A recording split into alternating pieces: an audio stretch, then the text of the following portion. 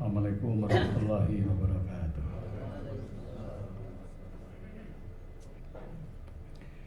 Hamdan wa syukranillah, asyhadu an la ilaha illallah, asyhadu anna Muhammadan abduhu wa rasuluh. Allahumma shalli ala sayyidina Muhammad wa ali Muhammad wa barik wa sallim. Qala Allah ta'ala fil Qur'anil Karim, a'udzu billahi as-samil alim minasy syaithanir rajim. Wa'lamu annallaha ma'al muttaqin. Qala aidan wa inna lajami'un hadirun. Qala Rasulullah sallallahu ra'suddin al-wara'. Ayyuhal hadirun ittaqullaha haqqa tuqatih wa la tamutunna illa wa antum muslimun. Hadirin, syukur kepada Allah Subhanahu wa taala, dengan rahmatnya kita bisa memakmurkan masjid yang kita cintai dalam rangka ibadah sholat Jumat. Mudah-mudahan sebagaimana hadis Nabi, kullu khutbatin tamshiha ilal masjid sadaqah. Setiap langkah yang kau langkahkan menuju masjid dihitung sedekah. As-sadaqatu tudfi'ul khati'ah, dan sedekah itu akan menghapuskan dosa. Dengan hadirnya kita ke masjid ini, semoga bisa menggugurkan segala kehilafan kita semua. Amin ya rabbal alamin. Salawat salam semoga terus mengalir pada teladan kita semua, Nabi besar Nabi Muhammad sallallahu alaihi wasallam. Dalam Al-Quran ada dua amal soleh yang bila kita kerjakan Allah bersama kita. Yang pertama taqwa. Wa'lamu annallaha ma'al muttaqin. Ketahuilah sungguhnya Allah bersama orang-orang yang bertakwa. Surat At-Taubah ayat 23. Yang kedua sabar. Innallaha ma'as sabirin. Sesungguhnya Allah bersama orang-orang yang sabar. Posisi takwa dalam Quran ini luar biasa. Ketika kita berangkat haji atau umroh, saat itu takut. Dan ada kesan haji dan umroh itu ditakut-takuti. Ternyata dalam Quran, watazawwadu fa inna khairul zadi taqwa. Berbekalah kalian semuanya, dan sebaik-baik bekal haji umroh itu adalah takwa. Ketika orang itu bangga dengan ormasnya, dengan kesukuannya, dengan keturunannya, dengan mazhabnya. Nah, ternyata dalam Quran Allah tidak melihat mazhabnya apa, sukunya apa, orang mana, warna kulitnya apa, partainya apa. Yang penting takwa. Inna akramakum indallahi atqakum. Sesungguhnya yang paling mulia di hadapan Allah itu adalah takwanya. Ketika saya Bapak hadirin merindukan Quran jadi pedoman hidup, ternyata syarat utama Quran bisa jadi pedoman hidup adalah takwa. Hudalil muttaqin. Quran itu petunjuk pedoman hidup bagi orang yang bertakwa. Nah, apa itu takwa? Asal kata dari waqo yaqi wiqoyah. Artinya hati-hati, waspada, teliti. Bahkan Nabi mengatakan ra'suddin al-wara', puncak beragama adalah hati-hati. Ala kulli ahyanihi, dalam segala aktivitas. Dari pamulai panca indera hendaklah kita bekali dengan takwa. Mata, lidah.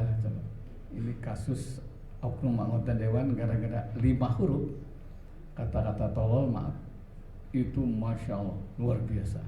Kenapa? Tidak bisa menjaga lisan. Innal bala'a mu'akalun bil mantik.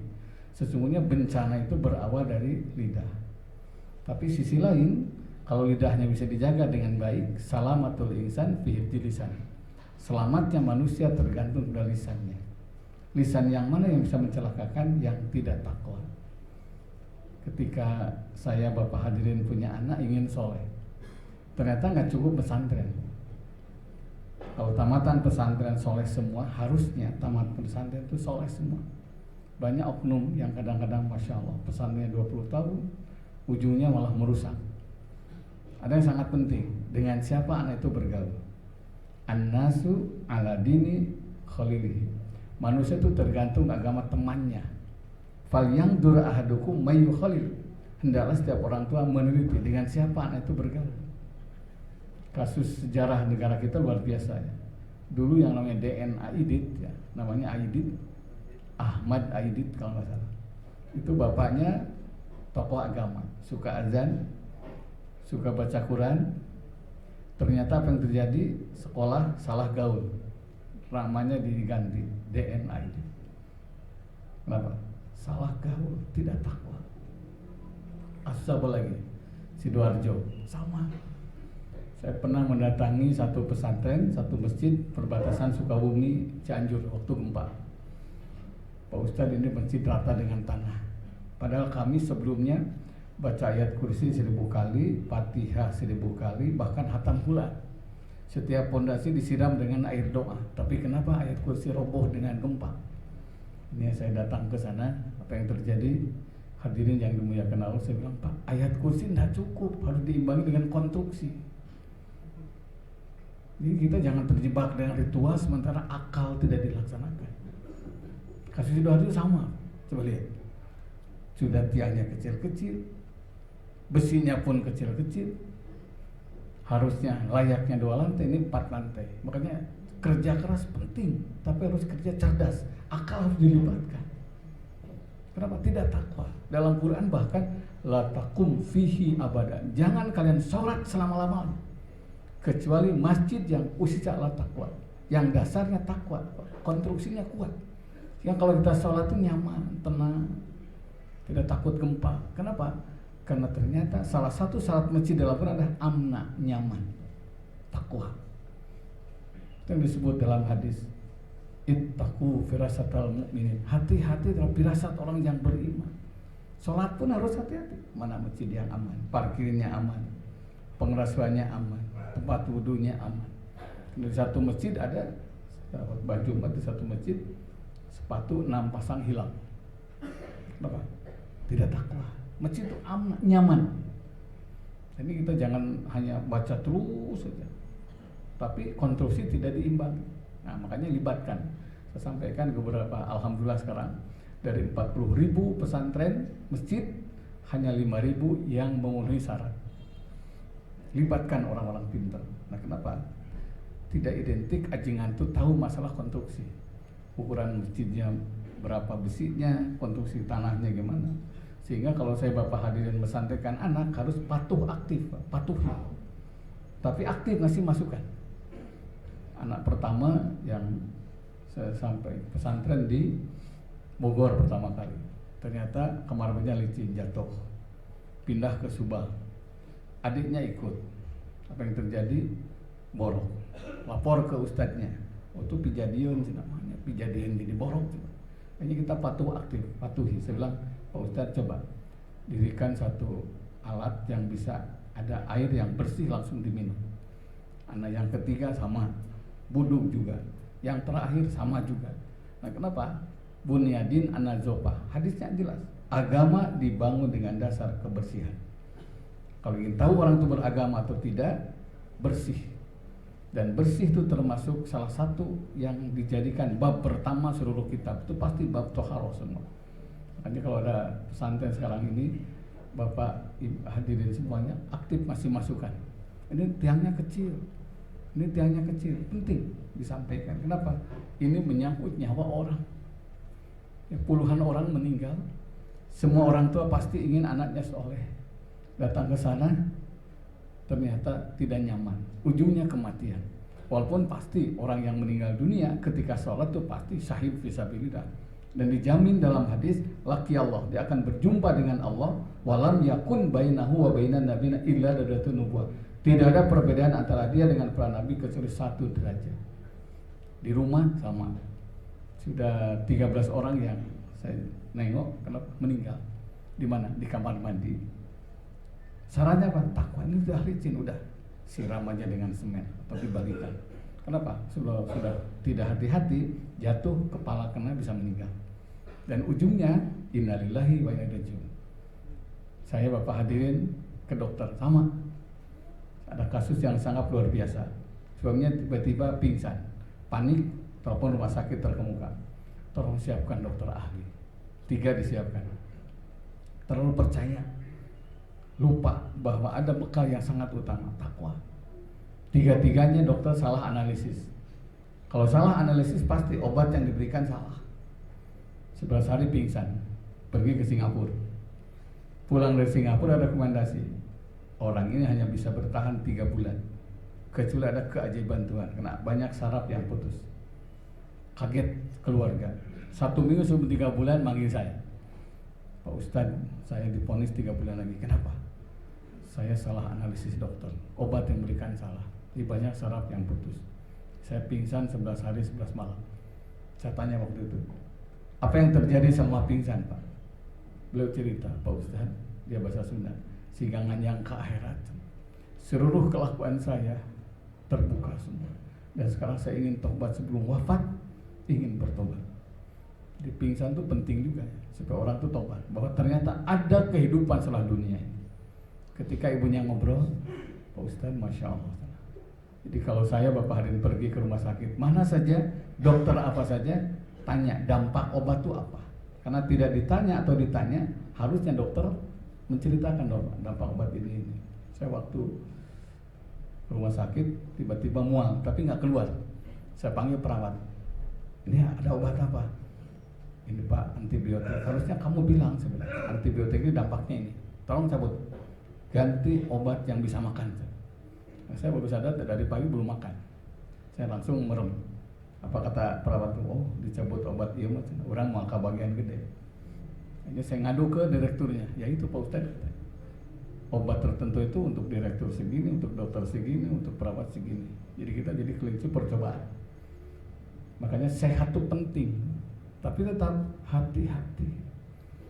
Oh herbal pun sama. Dengar daun salam rebus, dengar daun satu lagi rebus lagi, ujungnya apa? Cuci darah, meninggal. Tetap kita harus waspada, harus teliti, harus hati-hati. Saya bapak di rumah juga sama. Sekarang ini agak rawan. Di Setrasari ngantar cucunya ke SD Gigi, bolak-balik 15 menit pakai motor. Apa yang terjadi? Rumahnya ada yang bongkar, $6.000 hilang. Manggil saya, setelah itu Pak, takwa. Apa itu? Hati-hati. Jangan pergi sebelum teliti, rumah dikunci tidak. Parkir kendaraan juga sama. Kalau perlu sholat gantian. Nah, kenapa? Takwa. Takwa itu hati-hati. Saya Bapak hadirin pergi kemana saja, ingat, oh, saya mau keluar kota, periksa ban mobil gimana, kondisi mesin gimana, dan seterusnya. Kasus kapal yang tenggelam di antara, kalau nggak salah menuju Bali, ternyata apa? Kelebihan penumpang. Wa khaliqa kulla syai'in faqadaru taqdira. Setiap sesuatu diciptakan dengan ukuran tertentu. Ini mobil Avanza, baguslah 4, itu paling banyak. Ini isinya 7, bilangnya 3. Ternyata masuk kapal jelas oleh, ujungnya celaka. Al-Quran mengatakan wala tulqu baidikum ila tahluka. Jangan bunuh dirimu gara-gara ulah tanganmu sendiri. Surat Al-Baqarah ayat 116 kalau nggak salah. Kan itu hadirin yang dimuliakan Allah, takwa esensi yang pertama adalah hati-hati. Ketika kita hati-hati, bagian dari ciri orang yang takwa. Dan orang yang hati-hati dalam Quran, wa inna lajami'un hadirun. Sesungguhnya kita dianjurkan untuk waspada. Jual beli kendaraan sama. Ini Ustaz, mobil murah mulus. Saya bilang Kang, hati-hati. Tidak mungkin murah kalau tidak ada masalah. Terus gimana tindakan saya? Takwa, hati-hati. Hubbud dunya zulmatun fil qalbi. Tergila-gila dunia bisa menggelapkan hati. Yang terbayang murah mulus. Udah beli tanpa takwa. Pas pergi ke Kadipaten mau lapor sama mertuanya, di Jatinangor ada operasi gabungan. Kalau nggak salah disub dengan Polantas. Ternyata surat-surat mobil itu palsu. Urusannya tambah panjang. Disangka si bapak mencuri, jadi penadah mobil-mobil lintas Sumatera. Urusannya tambah panjang. Kenapa? Tidak takwa. Al-ana'u minallah. Sikap pertimbangan, penuh perhitungan datang dari Allah. Wal ajalatu minasyaitan. Sikap tergesa-gesa dalam memutuskan sesuatu datang dari setan. Begitupun yang lainnya. Mudah-mudahan kita termasuk orang-orang yang muttaqin. Barakallahu li wa lakum bil ayati wa bil hakim innahu wal ghafurur rahim.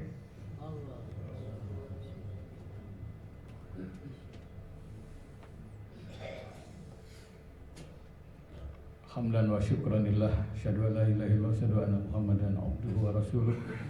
Allahumma shalli ala sayyidina Muhammad wa ali Muhammad wa barik wa sallim. Hadirin yang dimuliakan Allah, saya menyampaikan masalah ini karena salah satu amanah yang disampaikan sekarang ini adalah masalah-masalah yang berhubungan dengan kewaspadaan. Saya pernah didatangi seorang, tiba-tiba beliau menangis, ketipu rupanya. Baru pensiun dikejar-kejar, udah Pak simpan di saya punya perusahaan, Bapak duduk manis kebagian 3% per bulan. Ternyata 3 bulan lancar, rupanya lagi start, kami akan bikin perusahaan lebih besar. Kalau Bapak nyimpan 1 miliar, Bapak kebagian 10%. Bapak duduk manis, bunganya 10%, dan simpanan pokok tidak akan habis. Tanpa perhitungan, tanpa pertimbangan. Orangnya sopan Pak, hati-hati. Tidak semua orang yang sopan itu jujur. Kasus Ibis, yang kasus oli itu, banyak yang tertipu 18 miliar. Sopan, tapi ternyata tidak jujur. Mobil hilang, rumah hilang, punya besan hilang, rupanya ketipu.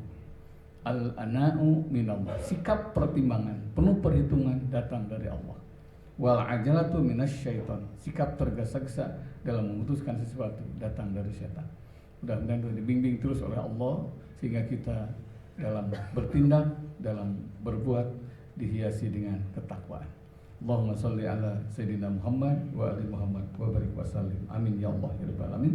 Allahumma inni as'aluka bi annaka antallah la ilaha illa anta al-ahadus samad alladzi lam yalid wa lam yulad wa lam yakul lahu kufuwan ahad. La ilaha illa anta subhanaka inni kuntu minadz zalimin. Hasbunallah wa ni'mal wakil, ni'mal maula wa ni'man nasir. Rabbana atina min ladunka rahmah wa hayyi' lana min amrina rasyada. Ya Allah, sayangi kami dan keluarga kami dengan ditampakkan yang benar itu benar sehingga kami bisa maksimal melaksanakan. Yang salah itu salah sehingga kami bisa maksimal untuk menjauhinya. Rabbana hab lana min azwajina wa dzurriyyatina qurrata a'yun waj'alna lil muttaqina imama. Bahagiakan rumah tangga kami seperti bahagia rumah tangga Rasulullah SAW. Rabbana hab lana minas solihin, Rabbana hab lana minal muhsinin, Rabbana hab lana minal muqarrabin, Rabbana hab lana minal muttaqin. Solehkan anak cucu kami, kuatkan imannya, muliakan akhlaknya, rajinkan ibadahnya. Yang sedang sekolah, yang sedang kuliah, mudahkan menerima ilmu dari guru-gurunya, mudahkan menerima ilmu dari dosen-dosennya. Pertemukan anak cucu kami dengan teman yang soleh dan solihah, yang tidak mengganggu masa depan dan akidahnya. Yang sudah berumah tangga anak-anak kami, bahagiakan rumah tangganya, tentramkan rumah tangganya seperti tentramnya rumah tangga Sayyidina Ali dan Siti Fatimah. Lapangkan rezeki kepada kami, bila rezeki jauh dekatkan, bila sulit permudah, bila rezeki kami sedikit perbanyak, bila rezeki untuk kami ada pada pekerjaan kami, ya Allah permudah pekerjaan kami sehingga mendatangkan rezeki yang halal dan barokah. Wattawaffana ma'al abrar, wattawaffana ma'al abrar. Bila saatnya kami wafat, wafatkan kami dalam keadaan husnul khotimah. Teman sahabat kami yang sedang sakit, sembuhkan mereka seperti sembuhnya Nabi Ayub dari sakitnya. Sahabat-sahabat kami ikhwatul iman menjauh di sana, yang wafat di Gaza, yang wafat di Rohingya, wafatkan dalam keadaan husnul khotimah. Rabbana atina fid dunya hasanah wa fil akhirati hasanah wa qina azabannar. Berikan kemampuan kepada kami untuk menjadikan takwa sebagai landasan hidup kami. Rabbana taqabbal minna innaka antas samiul alim wa tub alaina innaka antat tawwabur rahim. Subhana rabbika rabbil izzati amma yasifun. Salamun alal mursalin walhamdulillahi rabbil alamin. Assalamualaikum warahmatullahi wabarakatuh.